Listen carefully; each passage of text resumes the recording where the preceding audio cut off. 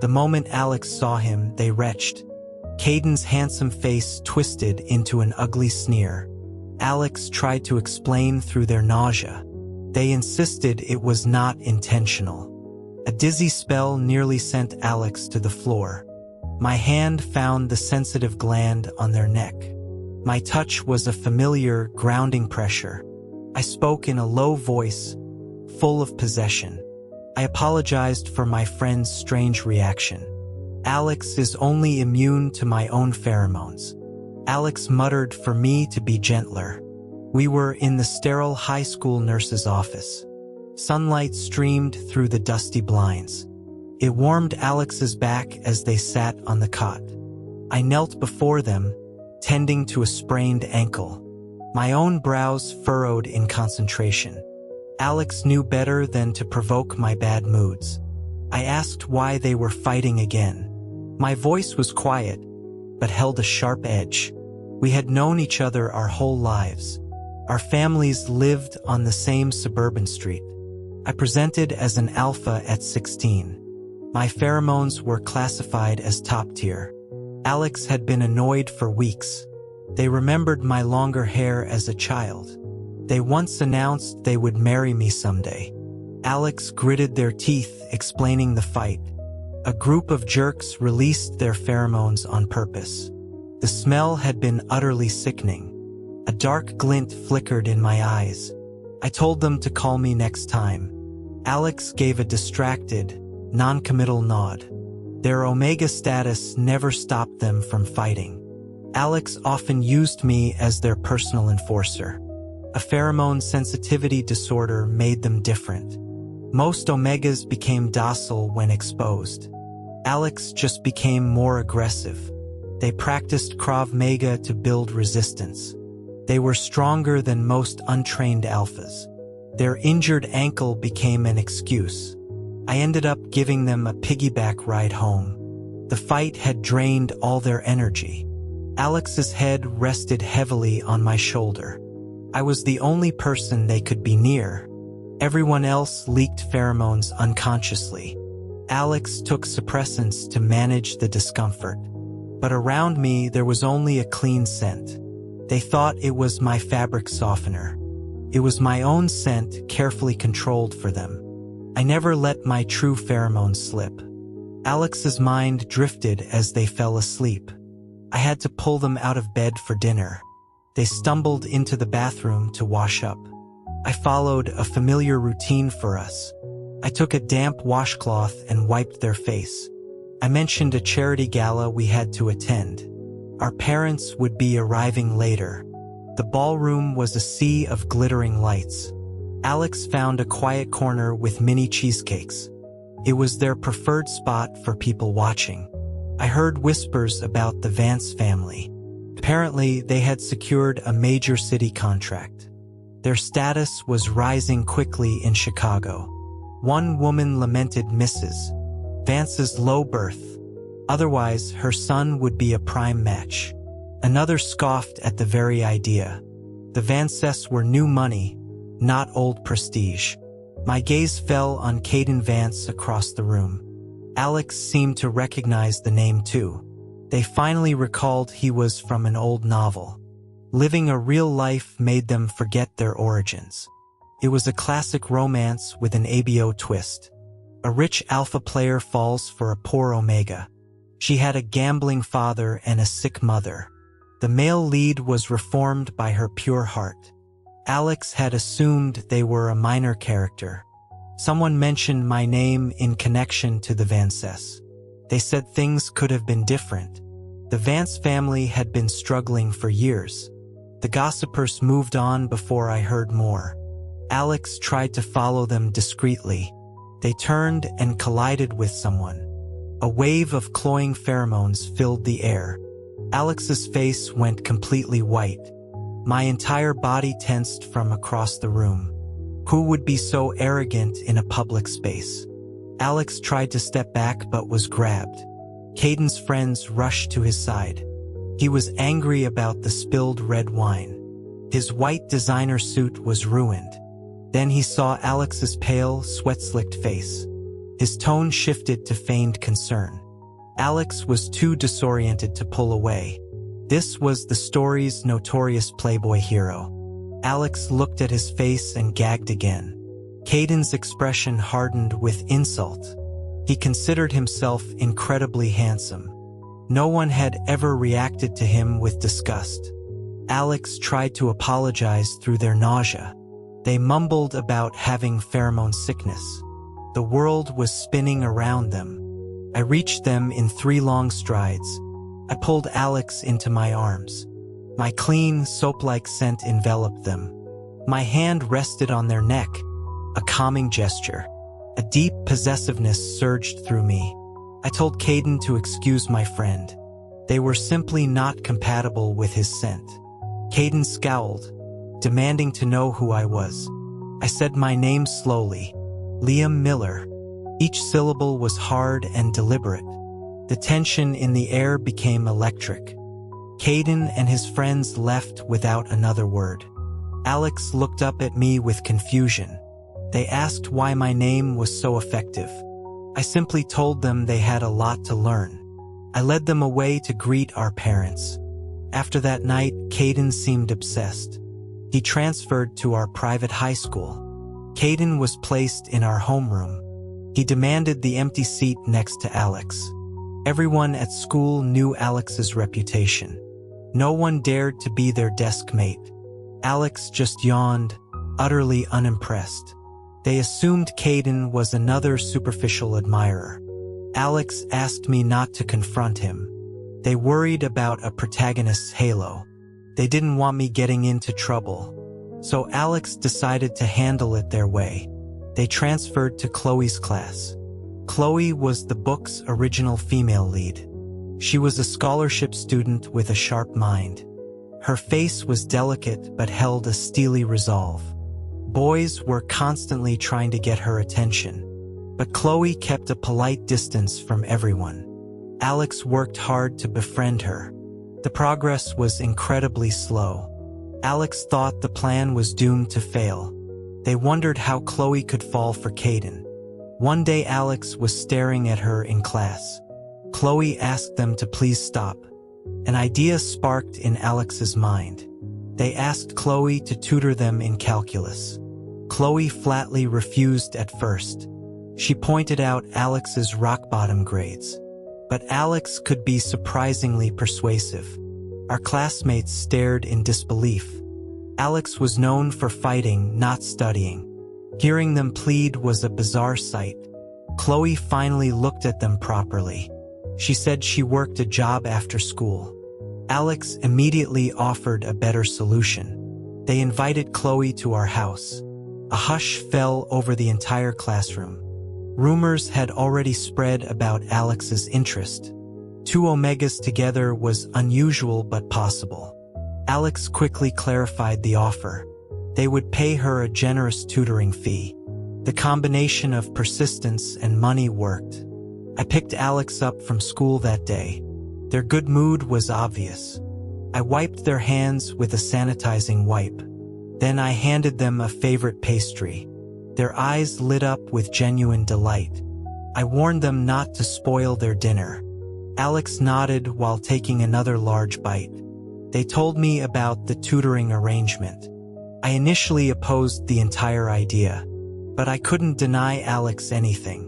I insisted on joining the study sessions. So my academic rival and I began a cold war. Chloe and I argued over teaching methods. Our tense debates filled the library. Meanwhile, Caden continued to harass Alex. The tutoring plan was not deterring him. Chloe and I would turn to Alex for a verdict. They would just nervously agree with both of us. I often wondered about our strange dynamic. Alex thought we were secretly flirting. They worried we would get distracted from school. One afternoon, I saw them talking in the garden. Chloe and I were having a private conversation. Alex's imagination ran wild.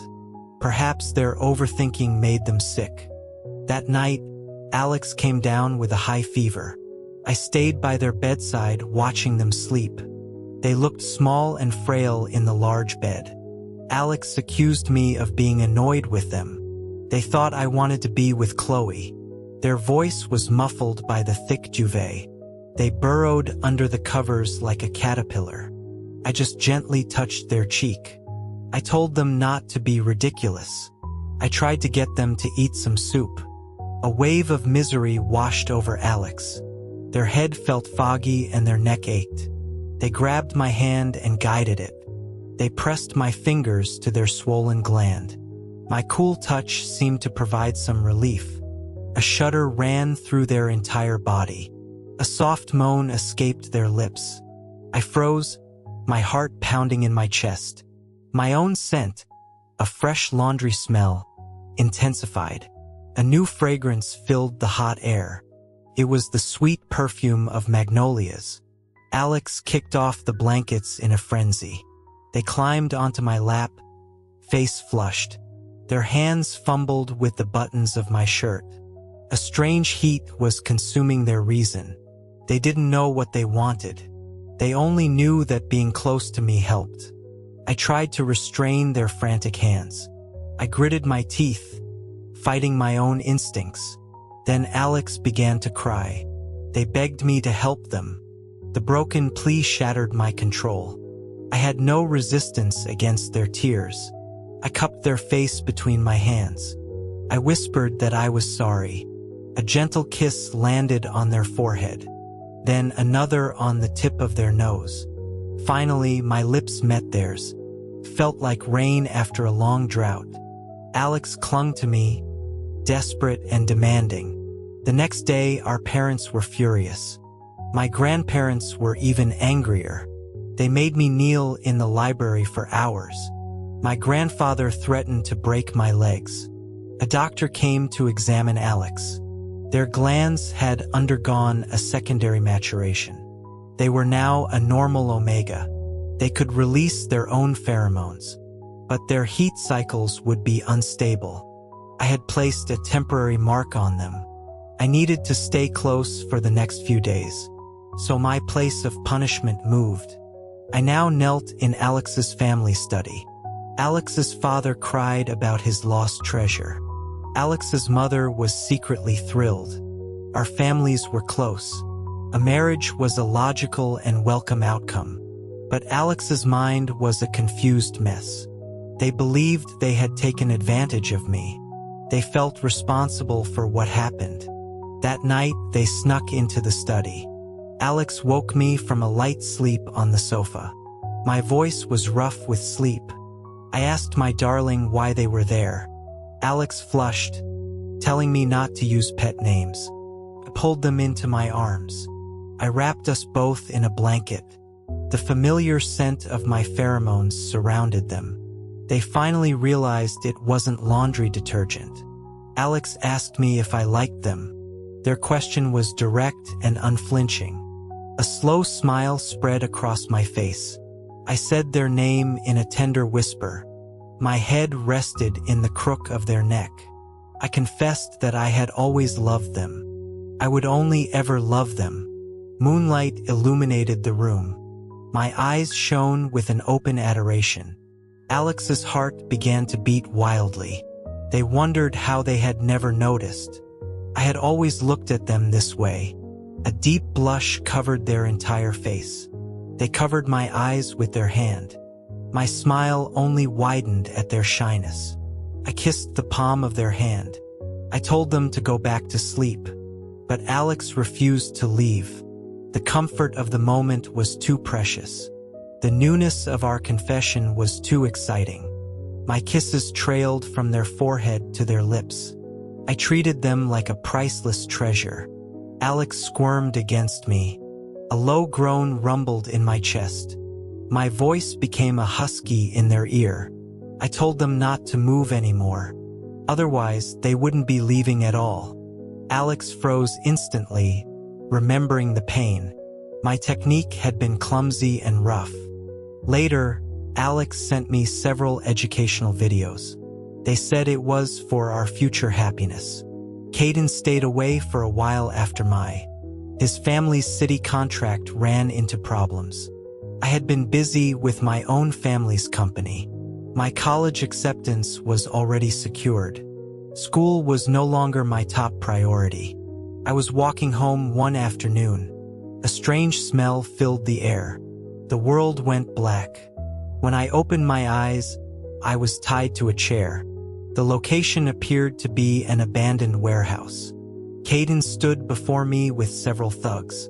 I remained calm, testing my bonds. The drugs were already wearing off. My body had a high tolerance. Caden looked thin and haggard. His eyes were filled with a venomous envy. He asked why everyone chose me over him. Even his own father wished I had been his son. I listened, watching the men around him. Suddenly, Caden's laughter echoed eerily. He said it didn't matter anymore. Once we were together, both our families would be his. I just stared at him in silence. He dismissed his men to stand guard outside. He boasted about the soundproof walls. He sneered that no one would hear my screams. Such a tired and unoriginal line. I took a deep breath. I had wanted to hit him for a long time. The ropes snapped easily in my hands. My fist connected squarely with his jaw. Caden crumpled to the ground, stunned. He couldn't believe an Omega was so strong. I kicked him again for good measure. I told him Omegas were not weak. Chloe arrived with the police. She found a shocking scene. I was calmly checking my phone on a chair. My foot was planted firmly on Caden's chest. A small knife was held to his throat. His hired thugs were unconscious around us. I gave my statement at the police station. Liam was waiting for me outside. He was supposed to be in New York for business. He crushed me in a desperate hug. His eyes were red and filled with terror. I couldn't bring myself to push him away. Liam's trip was to finalize Caden's ruin. Now my family would join the fight. Our company publicly severed all ties with Vance Industries. This move sent shockwaves through the business world. No one wanted to associate with them. The Vance Corporation collapsed within weeks. Caden was committed to a psychiatric hospital. He kept raving that he was the main character. His father fled the country with his remaining assets. Thanks to Liam and Chloe, I did well on my exams. At our graduation party, Chloe got drunk. She hugged me and cried. She confessed that I was her first love. Chloe told me to call her if I ever left Liam. I looked at her, unsure whether to laugh or cry. Liam's face was a mask of thunder. He nearly threw her out of the restaurant. Later, at my wedding to Liam, she joked again. Chloe said she was always an option. Her eyes were bright with laughter and life. She was still strong and brilliant, but now she had a youthful fire. Liam and I built our own life together. We married soon after college. He constantly used practice as an excuse. My nights were often filled with tears, but they were a very different kind of tears. The educational videos had clearly worked. Years later, Chloe became a renowned scientist. She found love with another Omega researcher. They met while collaborating on a project. I became the CEO of my family's corporation. Life was busy but fulfilling. Our 5-year-old son hugged my leg. He promised to take care of his baby sister. He was a big boy now, he said. My heart melted at his serious expression. Friends were surprised by our domestic arrangement. I ran the company and Liam ran the home. We just smiled at their confusion. It didn't matter who did what. Our happiness was the only thing that mattered.